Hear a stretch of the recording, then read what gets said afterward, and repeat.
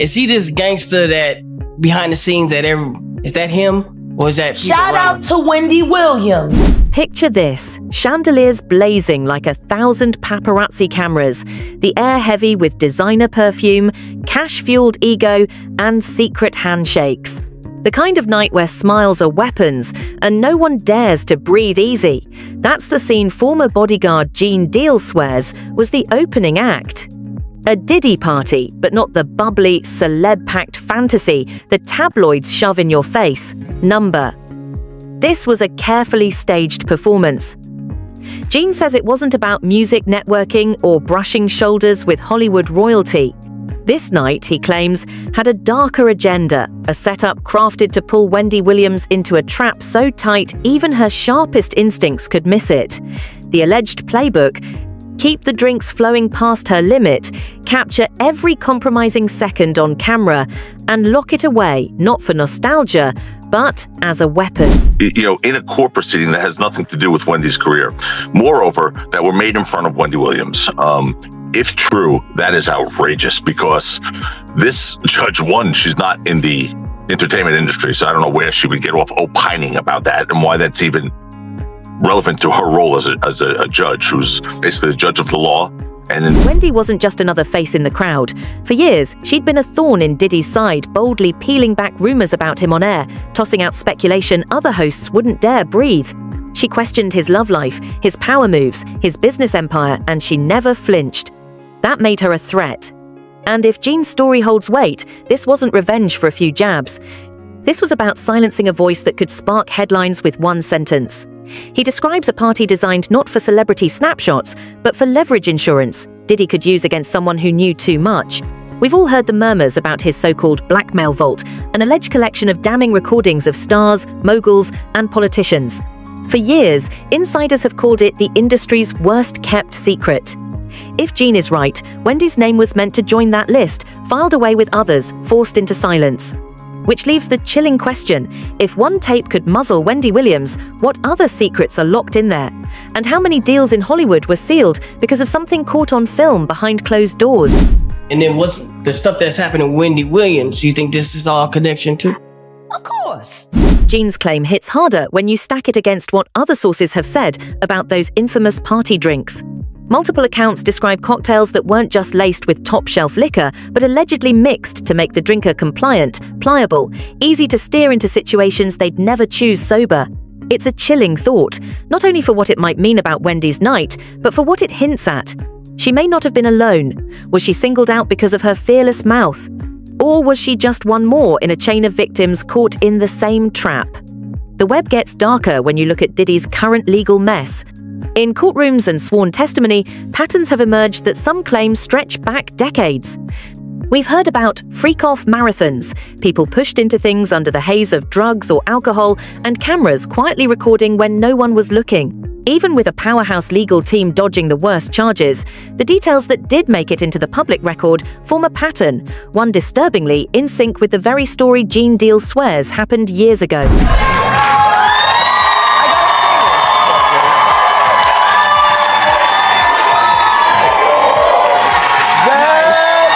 By the time Wendy's feud with Diddy shifted from whispered radio shade to daytime television jabs, the history between them was already soaked in bad blood. She'd accused him of sending his own artists to publicly confront her. She'd hinted he had a hand in her firing from one of New York's biggest stations. She even etched her contempt for him in her own book.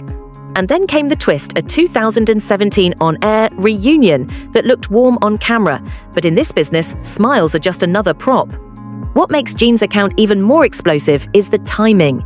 In recent years, Wendy's been locked in a battle not with a music mogul, but with a court-appointed guardian, controlling her money and her every move. She's been caught on camera saying she's broke, despite past court filings valuing her fortune at over $55 million. Friends say her accounts were drained once the guardianship took hold. The fight has left her isolated, visibly shaken at times, even tossing a handwritten plea for help from her apartment window. Against that backdrop, the idea that she was once nearly ensnared in a scheme to strip away control of her own story feels even more chilling. Looks at Wendy and says, you know, you had a great career. Your career is over. It is never coming back. You're done.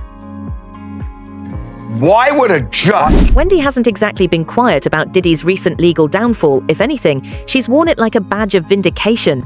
"It's about time," she told one outlet, after watching the now infamous hotel hallway footage of him with Cassie Ventura. And that's where the speculation reignites. If she really did sidestep his trap all those years ago, maybe that's why she's never eased up. Maybe she knows firsthand just how far he's willing to go to shut someone down. Still, the whispers about that night refuse to die. Was Wendy warned in time? Did someone step in before the plan unfolded? Or was it pure luck that kept her from becoming another file in the vault? Those parties, with music pounding hard enough to drown suspicion and lights dim enough to blur reality, made it dangerously easy to miss the signs, especially if the glittering champagne flutes in your hand carried more than just bubbles. They never asked for. Is he this gangster that behind the scenes is that him? Or is that Shout out to Wendy Williams. We've heard similar stories echoed in lawsuits from former insiders, people who claim Diddy kept special bottles for women, bottles allegedly tampered with to break down inhibitions. These aren't random voices. They're people who lived in his orbit, who watched how the guest list, the cameras, and the atmosphere all meshed like pieces of a well-oiled machine. Whether those accusations will ever be proven in court is anyone's guess, but they linger, heavy, persistent, impossible to shake. And if Gene Deal's account holds even a shred of truth, that night wasn't a celebration at all. It was an operation. Which leads to the darker question. If these tactics were used on others, how many stayed silent out of fear of the fallout? How many broken deals, betrayals, and sudden career crashes can be traced back to a single clip locked in that infamous vault? And how many lives has Diddy's empire quietly unraveled in the shadows to make sure its secrets never surface? And I can't figure out, why is there a gag order in this case that Wendy can't talk about her circumstances? Why is the judge doing it? That aside, there is something that's even way bigger. Years later, the image of Wendy leaning out of that fifth-floor window, arms waving, tossing a desperate handwritten note to the street, feels less like a moment of panic and more like the final scene of a long, brutal war. She called it prison herself, describing a life micromanaged under a guardianship she never asked for.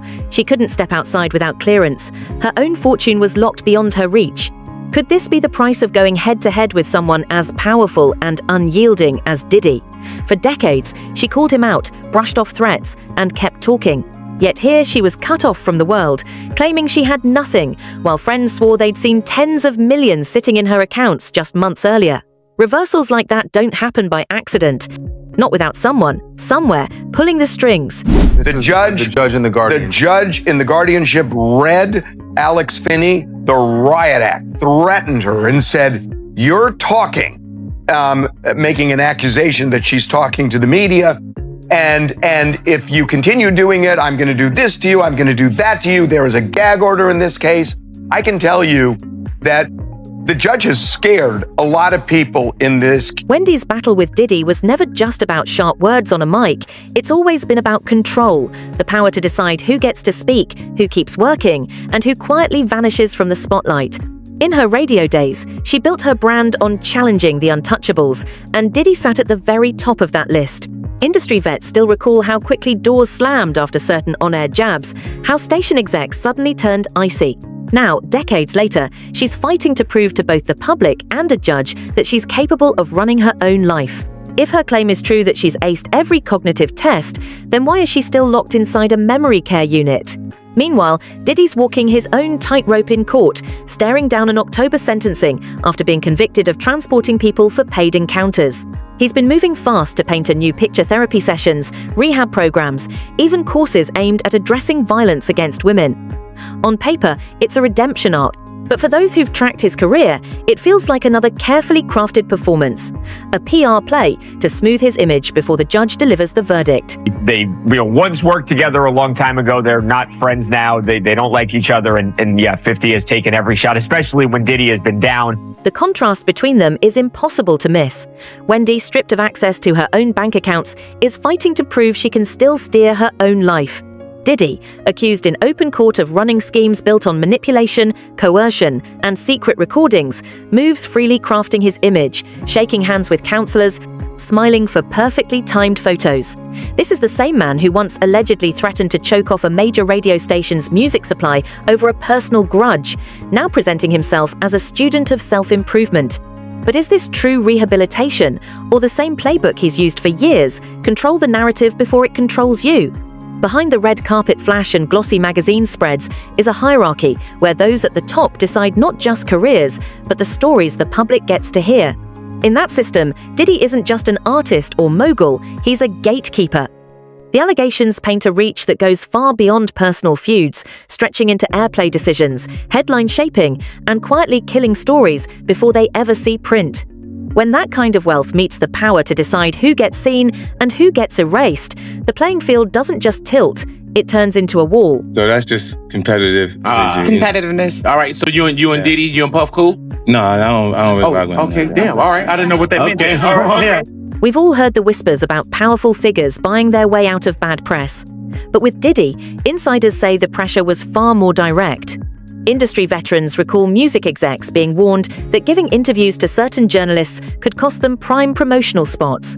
Publicists quietly redirected clients away from shows or outlets that wouldn't play ball. This wasn't just about rewarding loyalty, it was about making sure no one, anywhere, could challenge the narrative without paying for it. The machine behind that kind of control is massive. Media outlets dependent on big-name access often choose survival over truth, killing investigations that might threaten future exclusives. Legal teams act as silencers, wielding NDAs and the threat of drawn-out lawsuits to scare off potential whistleblowers. Even networks that know a controversial guest would spike ratings will bow to backroom pressure if it means staying on the good side of someone who can make or break an entire season's lineup. Pardoning Diddy will create another Epstein for him. It would be a nightmare. And last and certainly not least, the GOP is already struggling with female voters. And they're not all lefties. There are young conservative women who aren't in love with Trump or MAGA. There are. And this will not help.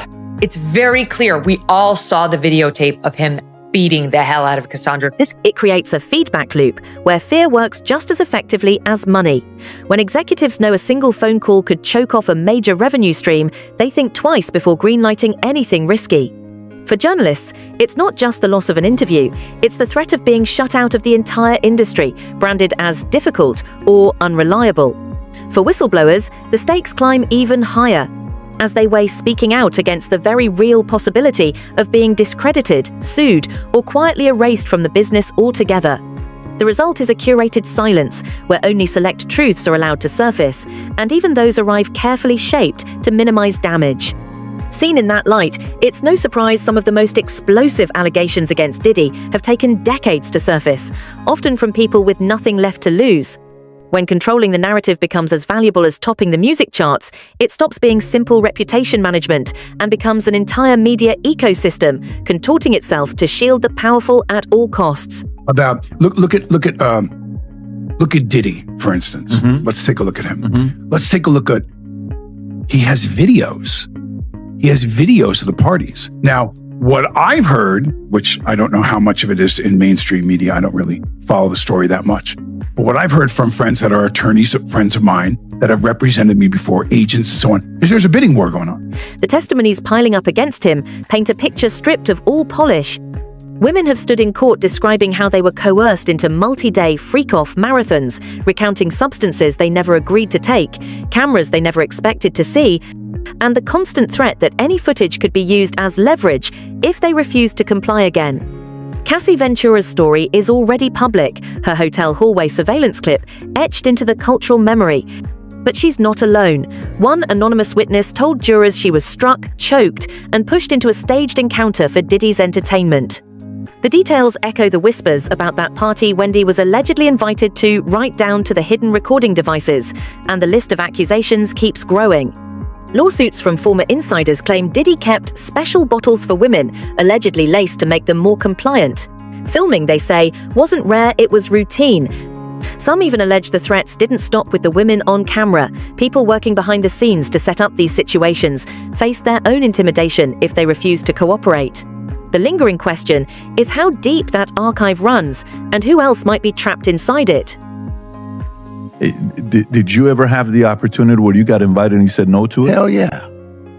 What was the consequences when you said no? Puffy invited me for weeks, asking me to come and teach him how to, wanted me to be his acting coach for a while. Go there and he's sitting around just looking. I'm like, okay, what's the material you want to work on? He's just looking. It's impossible to ignore the bigger picture. If one mogul can pull strings over radio playlists, party guest lists, and entire careers, how many others in entertainment are doing the same, just better at covering their tracks? Hollywood has long been accused of protecting its own, burying scandals under NDAs and payoff deals until they vanish from the news cycle. But Diddy's case is tearing a hole in that curtain. The collision of criminal charges, civil lawsuits, leaked footage, and long-buried grudges surfacing all at once doesn't look like isolated drama. It feels like the opening act of an industry-wide unmasking. I'm sorry, I'm just really, I'm in this moment right now. This is crazy. Sorry. People don't really know how much what it does to you when something that you love is taken from you and thrown away like it don't even matter, and then they move on with their lives and you're stuck. You're stuck during those years. You're still stuck 21 years later. Through it all, Wendy's story stands as both a warning and a reflection. Whether or not her guardianship links directly to her feud with Diddy, the parallels are undeniable. A powerful figure with a track record of control, a woman known for exposing uncomfortable truths, and a sudden, unexplained loss of freedom. If her claims are true, she spent years living the very fate she once cautioned others about, silenced, stripped of resources, and pushed to the sidelines. The stakes now stretch far beyond one man's sentencing or one woman's legal battle. If even a fraction of these allegations hold weight, we're staring at a system that doesn't just tolerate this kind of control, it feeds on it. A culture where leverage is currency and silence is bought, traded, or forced. So how many more power players are hiding behind fortunes, burying scandals in vaults we'll never see? How many more Wendy Williamses are out there right now, their stories untold, their warnings ignored? This isn't just another celebrity scandal. It's the edge of something bigger, messier, and dangerous enough to pull in names we've never dared to suspect.